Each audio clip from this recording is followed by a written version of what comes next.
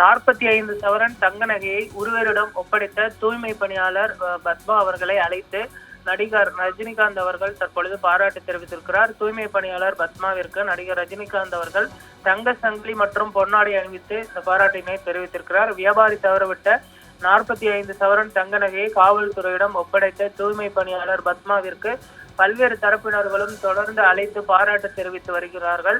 நேர்மைக்கு என்ன பரிசு கிடைக்கும் என்றும் எதிர்பார்க்கப்படும் நிலையில் தற்பொழுது உரியவர்களிடமிருந்து உரிய பரிசு கிடைக்கும் என்று தொடர்ந்து அங்கீகாரங்களை பத்மா அவர்கள் பெற்று வரக்கூடிய நிலையில் இந்த ரஜினிகாந்த் அவர்களும் அழைத்து பாராட்டி இருப்பது குறிப்பிடத்தக்கது. சென்னையில் தூய்மை பணியில் ஈடுபட்டிருந்த தூய்மை பணியாளர் பத்மா கண்டெடுத்த 45 சவரன் மதிப்பிலான தங்க நகைகள் உடனடியாக அருகில் இருந்த காவல் நிலையத்தில் ஒப்படைத்தார்.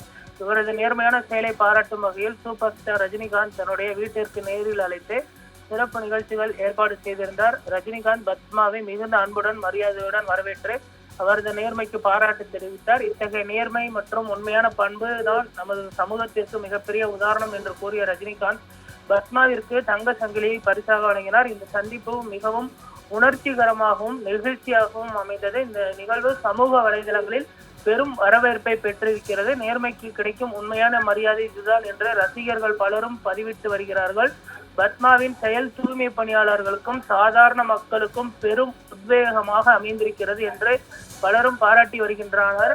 ஒட்டுமொத்தமாக சூப்பர் ஸ்டார் ரஜினிகாந்த் தனது நேர்மையான செயலுக்கு தூய்மை பணியாளர் பத்மாவை அழைத்து பாராட்டி இருப்பதும் குறிப்பிடத்தக்கது. தொடர்ந்து சமூகத்தில் பல்வேறு செயல்களில் ஈடுபட்டு வருபவர்களை ரஜினிகாந்த் அழைத்து பாராட்டுவதும் அதே போன்று ஒவ்வொரு புதுப்படம் வெளியாகும் போது அந்த இயக்குநர்களை அழைத்து அவர்களுக்கு பாராட்டு தெரிவித்து வருவதும் ரஜினிகாந்த் அவர்களுடைய தொடர் செயலாக இருந்து வருகிறது. அதன் ஒரு பகுதியாக தற்பொழுது பத்மா அவர்களையும் அவர் பாராட்டு